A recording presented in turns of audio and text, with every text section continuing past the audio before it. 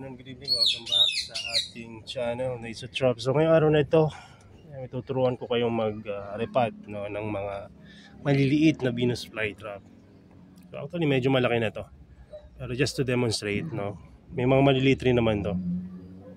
So mas maganda to kasi nasa bote, so mas magiging challenging to na ilipat or iripat.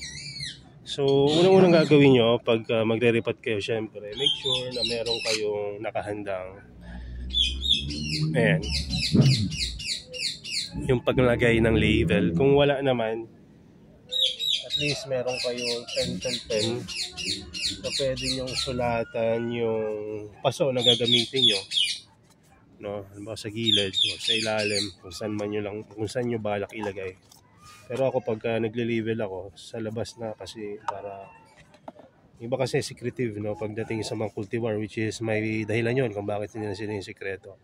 Pero ako, dahil common lang naman yung mga Venus flytrap natin, nalagay na natin sa labas. Tapos ngayon, dahil tinuruan tayo ni Sir Raylon na maglagay na itong emboss na label, nailagay na natin.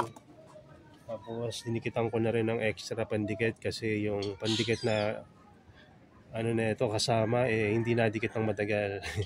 Actually, isang araw lang pag nadiligan nyo, kinabukasan tanggal na yon. Kaya mas maganda kung lalagyan nyo na ito 3-frag na glue, super glue. Parang kasi dikit siya na may tiban or mas madikit pa. So ayan, madali ring matuyo. Huwag lang masyadong marami yung ilalagay nyo. So ayan. So ngayon, ito na. Pag kayo'y magtatanim, dahil wala naman ako nakahandang tubig, hugas kayo ng kamay. Kahit na sabihin nyo malinis ang kamay nyo, hindi nyo alam kung saan nyo na ihawak yan. So hugas kayo ng kamay, o at least magbabanlaw using low ppm water.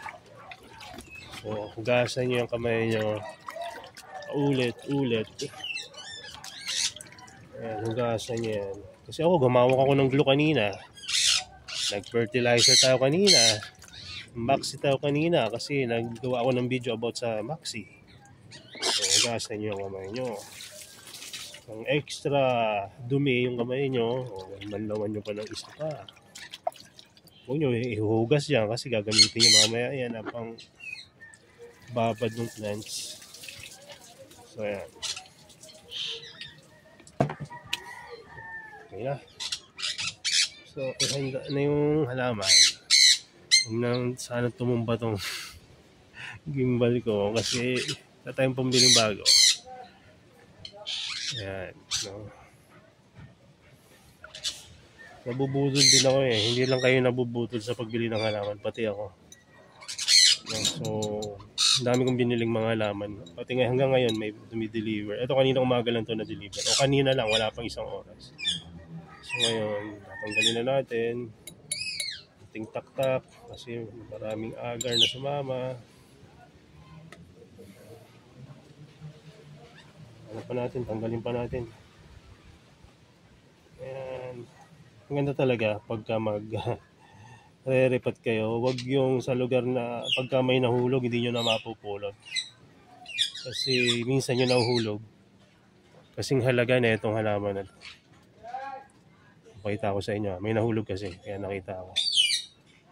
So ayan, ito, babad na natin. So may nahulog ako nakita. Yun lang. Ito nyo yan, Venus flytrap din yan, at same cultivar yan, perfect clone yan pagka lumaki na itong nandyan. So nilagay nyo dyan.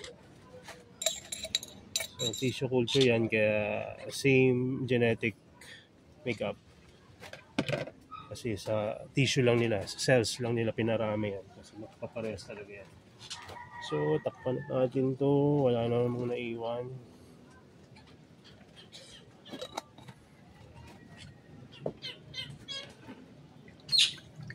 So,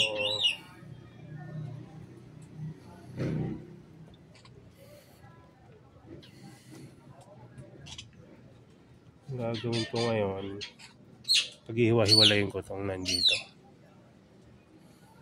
Mas maganda siyang paghiwalayin ngayon dahil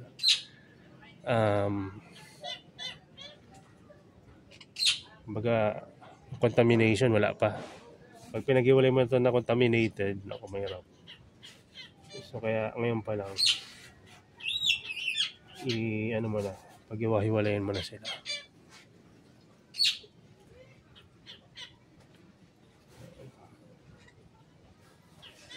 So dahan-dahan lang yung paghawak, huwag yung madiin. Pero maganda tong tissue culture na to kasi matibay siya. Hindi yung iba na sobrang brittle yung pagka dinivide mo, putol-putol agad. Ito hindi. Matibay. Itong diabolic trap na to. Joke lang yung diabetic trap.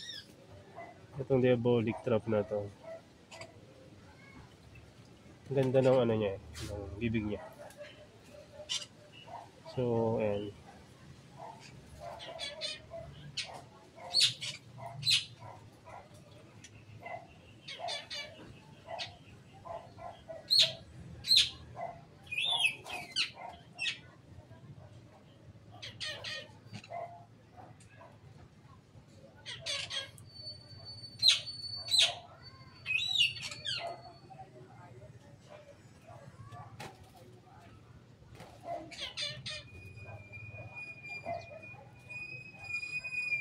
Kita niyo ba yung ginagawa ko dyan? Gusto natin ng konti.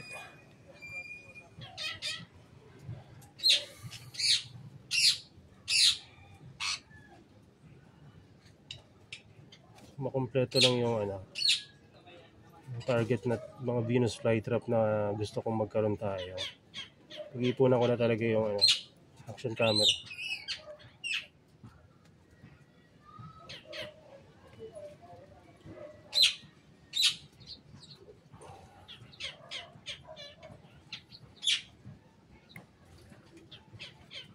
Dali na, isa lang pala ito. Isang malaki pa. Ito yung magiging mother plant natin.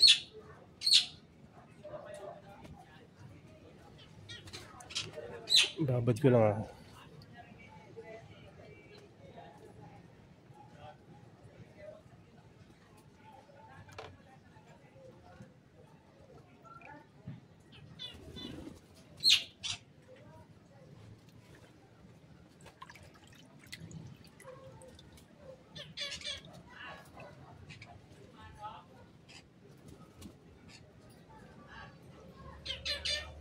So ayan. Ito mother plant, medyo malinis na to. Babanlawan pa natin to uli mamaya. Tapos ito naman. Kalasin na rin natin to kung makakalas natin. Or at least malinisan natin pala.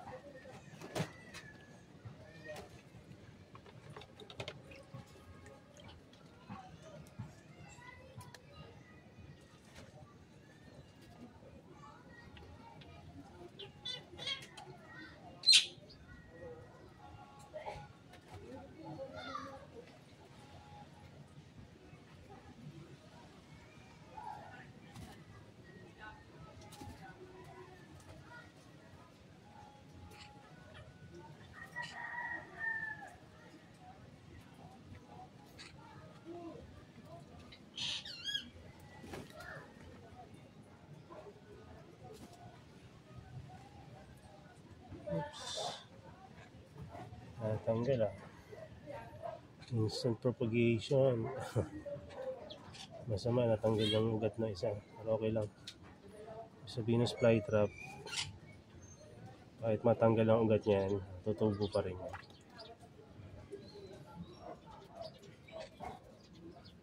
Kahit walang ugat nga, natubo di ba? So, ayan, wala na. May mga namatay na Venus flytrap yung katabi. Pabayaan kasi ito . Pero maganda pa rin kahit papabayaan, maganda pa rin yung itsura niya. Oops. Anong sinasabi ko? Muntik na. Natuunan ko yung gimbal. So ilalagay ko na lang dito sa holder kaysa sa gimbal. Hagilid lang. Ayan, lagyan na muna natin dito sa holder. Hindi pa mahulog . So, ayan. Ito yung kanina. Yung sinasabi ko, namatay yung mga truck sa gilid. Dapat flatlets pa ito eh, pero natuluyan. Kaya siguro mga lumang traps rin to, kaya ganito.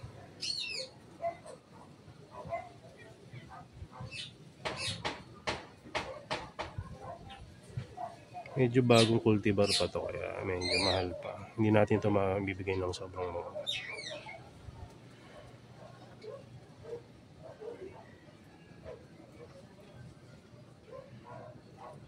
Tingnan natin kung kayang buhayin ng growing area natin to, kasi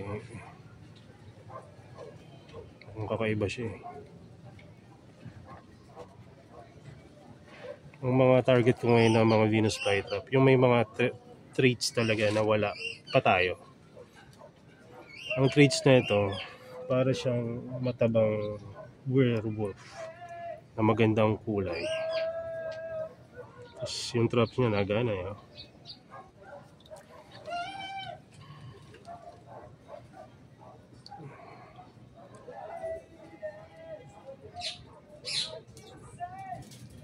Yun, naganggan ng maayos. Minsan pag ganting ginagawa,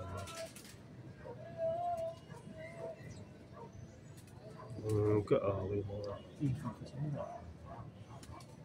lipad-lipad sila. So pagka ganito, tapos may natanggal na mga traps, okay lang yan. Insta propagation. Ayan. So linis na linis to kasi konti lang to eh. Small pa. Siguro yung presyo na ito, kano ba? 5 times yung mahal niya. Tapos yung rarity niya, sobrang rare. Hindi naman sobrang rare. Para sa akin kasi rare. Sobrang rare. Kasi bira na ako bumili naman ganitong kamahal na Venus flytrap.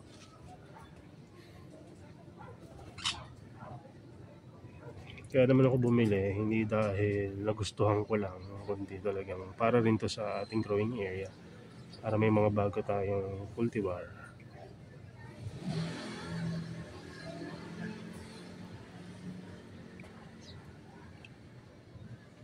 May gusto pa nga akong bilhin eh, kaya lang mukhang wala na siya eh. Available. Yung pom-poms, parang cheerleader. So, kukuha sana ako ngayon, kaya lang malanganin din yung budget ko, tapos hindi rin niya sinabi yung presyo. Possible na siguro wala pa siyang medyo mga propagation. Parang ako rin minsan ganun, ayaw ko rin magbenta kasi alam ko na mapaparami ko pa.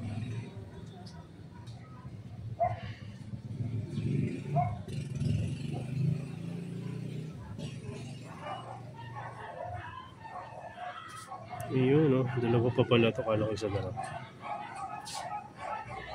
Kaso yung mga sa ilalim. Kaso ng kapitbahay namin yun.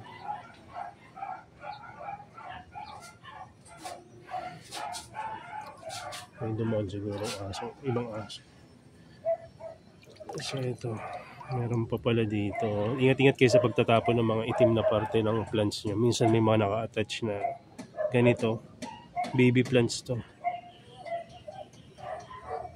Sayang. Oops, na-divide pa. Lit na nga lang. Pero okay lang yan. Buhay pa rin yan. Nagkaroon pa tuloy tayo ng installipulings. Sinadya mo yata sir eh. Hindi naman. Konti lang. Pero hindi ka talaga sinasadya. Lit pa nun eh.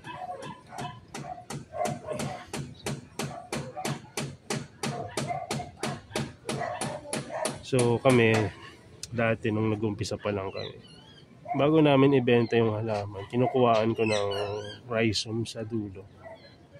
Para hindi yun maging para hindi ba maging sanhin na pagkabulok ng plants pag nabili sa akin.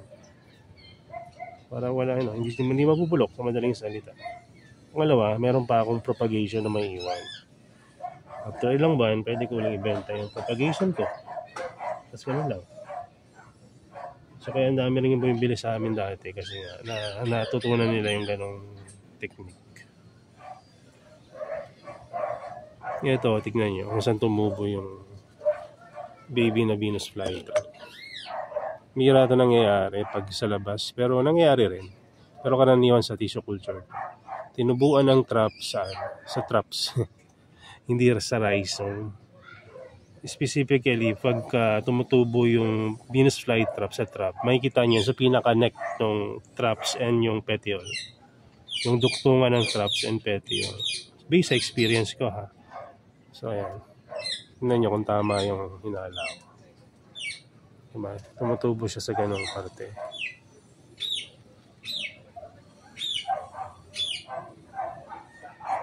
So ayan.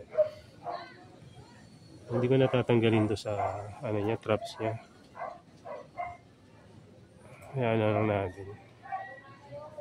So tanim na natin to. Handaan na tayo ng medium. Tanim lang natin sa basic na tanim. Hindi natin pahirapan yung sarili natin.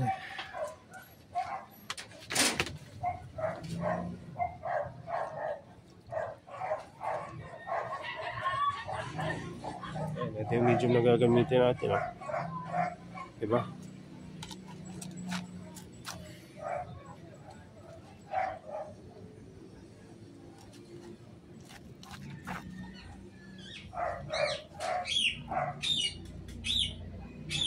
Bok-bok pa.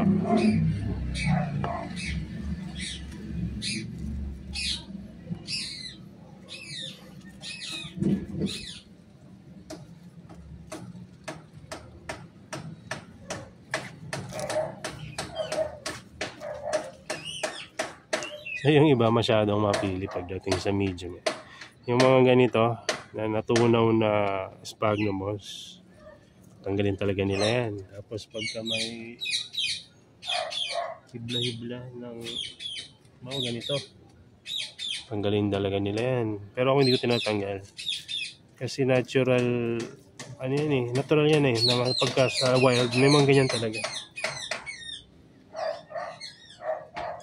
Unless sobrang dumi nun, hindi ko talaga ilalagay. Pero kung nahugasan ko na, at hindi naman siya yung moss na Java moss na maaasim kalaunan, hindi ko talaga nilalagay yun. Pero kung ganyan, mga ganito lang, lalagay natin. Tapos, ang ipang toppings natin, yung magandang quality na sphagnumos. Yan, tapon to, yung mga ganyan.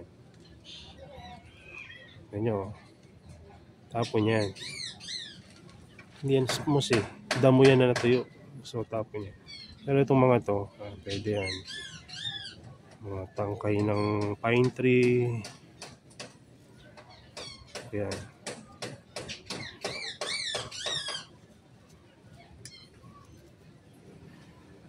Tapos tanim na natin.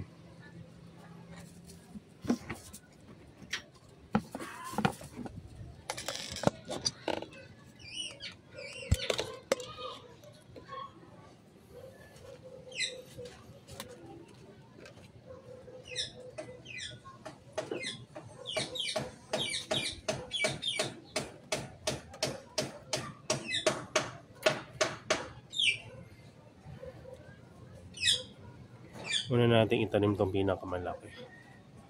Kasi ito yung magiging mother plant natin. So, pag mother plant, lalo na pag bagong cultivar, hindi ko talaga binibenta.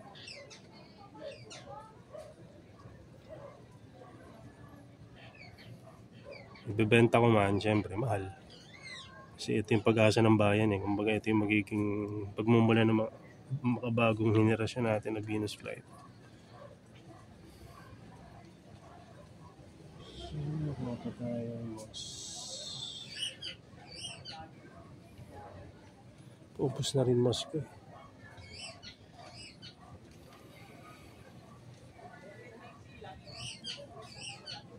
So, tanim na natin. Sir, ang liit naman ang taniman nyo. Eh, ganun lang talaga. Hindi naman talaga ako naglalagay sa malalaki pagka konti pa. Pagka naparami ko na yan, tsaka ko yan ilalagay sa tray.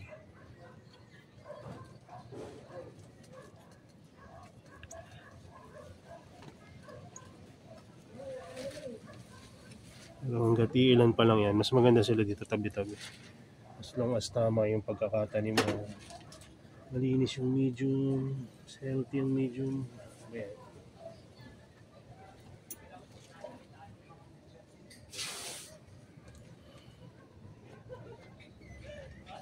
Sunod natin yung isa sa mga pinaka good size. Yung iba, ang mga baguhan, takot na takot sa medium size and small size. So, normal naman yun. Ganun din ako dati. Gusto natin lagi malaki. Malaki, makulay. Kakaiba. Pero pag sa mga kolektor, okay lang sa kanila maliliit. Basta healthy at maraming crops.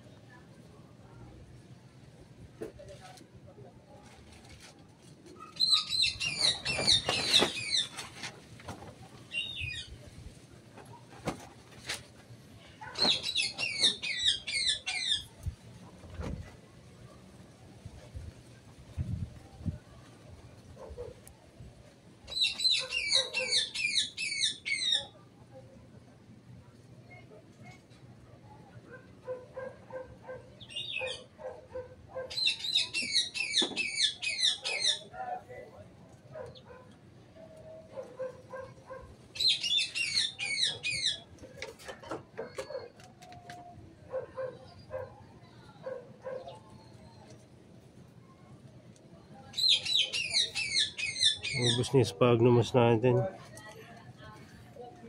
Yung kapag naman yung mga established na papangit kasi mabawasan. Meron pa naman tayo madudukot na hindi ganun kakapal. Pwede pa to.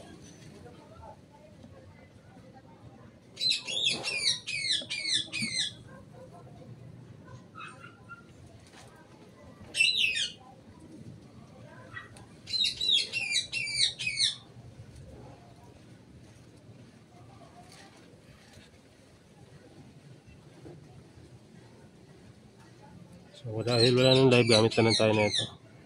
Pwede na yan.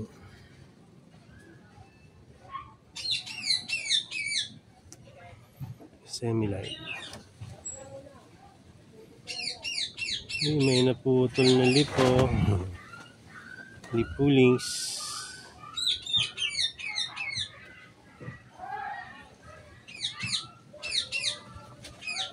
Yung iba pag napuputulan, kabado na talaga yan. Pero tayo na alam natin na yung leaf pullings ay sinyales ng extra propagation, masaya pa tayo pag napuputol, di ba? Parang yung isang nabili sa akin, hindi ko nababanggitin yung pangalan. Nakarating sa kanya yung plants, hindi ko alam kung paano nabali talaga yun.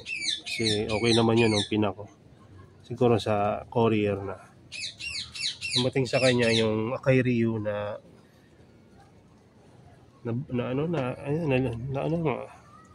lip pullings accidentally. Sabi ko tanim mo na lang yan kasi parang extra propagation mo na yan. So yun, nabuhay nga. So instant dami yung Akai Ryu niya. Hopefully hanggang ngayon buhay pa.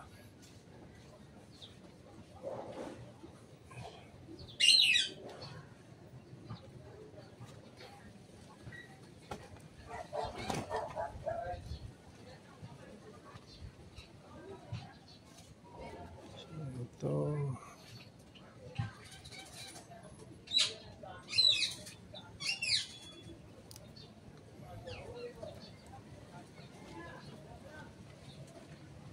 Katuwa rin talaga mag-alaga ng carnivorous plant. Yung iba na addict sa cactus. Ako naman di ko ma-appreciate yung cactus kasi nga natural ako, hindi talaga ako mahilig sa halaman. Sa mga kakaiba, ayan, mahilig ako dyan. Nagkataon tong carnivorous plant kakaiba. Ayan, nahilig ako sa paghahalaman. So ito, accident at leaf pullings na naman. Ayan, so lalagyan na natin sa gitna banda.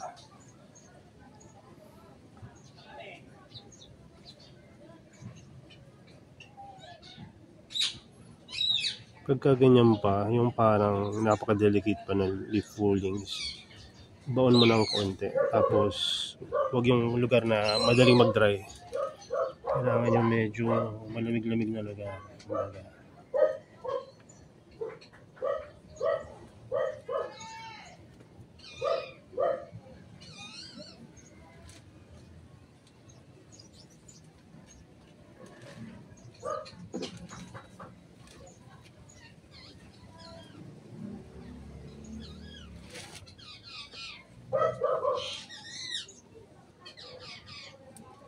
So, yun lang muna.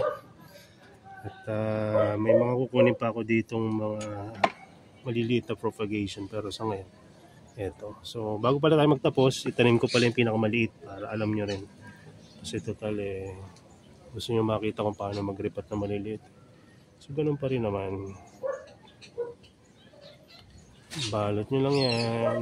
Bakit nyo ba binabalot ng sphagnum mo sa tingin nyo? Kasi wala pang root system yung mga plants mo pagka bagong repot, hindi pa nakakapit. Pagka nilagay mo sa sphagnum moss or binilot mo sa sphagnum moss yung ilalim, ayun yung nagiging pauna niyang anchor doon sa medium. So parang artificial na roots.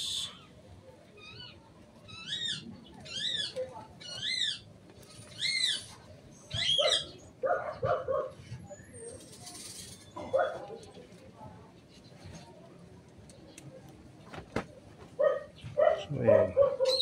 Pagka mga ganyan itsura maliliit, lagyan mo ng live sphagnum moss para mas maganda.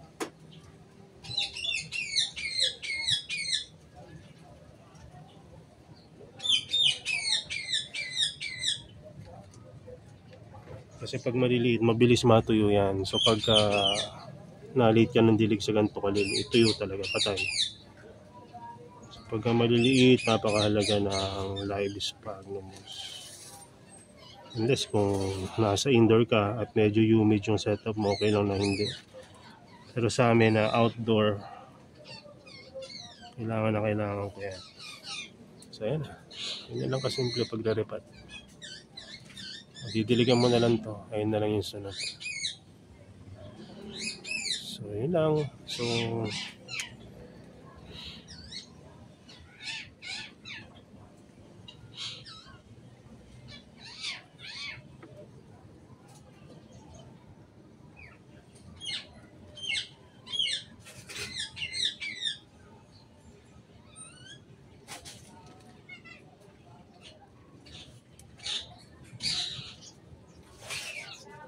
yan. So ngayon ito, para alam nyo rin kung ano yung mga importante sa pag-aalaga.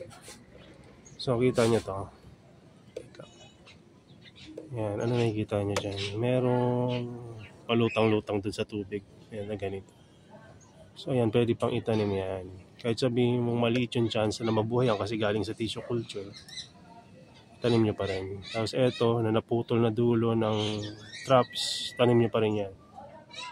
Dahil posible pang maging baby Venus flytrap yan. Parang seeds ba? Actually, mas maganda pa sa seeds to. Kasi may chance pa ito mag-produce ng multiple plants kaysa sa seeds, isa lang, di ba? Lagyan nyo na yan dito.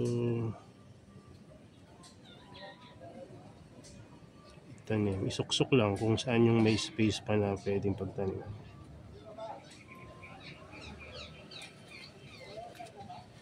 Suksok lang. Tapos kung may mga hindi maganda yung pagkakatanim, pwede nyo ayusin. Ngat lang, baka maputol nyo. So ayan, ganyan lang. Simple as that. So ang tanging natitira na lang na pwede mo pang gawin dyan ay diligan at lagyan ng label. So yung label, dahil tapos na natin gamitin to, pwede mo lang ihugasan dyan. Yung label natin merong chemical, diba? So maganda rin ang hugasan nyo, kasi pag diniligan mo yan ang hindi mo hinugasan to, yung mga chemicals pupunta sa medium mo. So yun.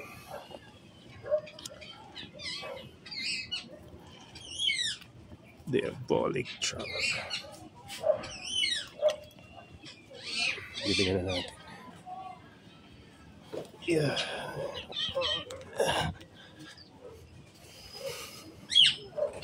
Bilis ng oras pagka naghahalaman niya. Relaxing.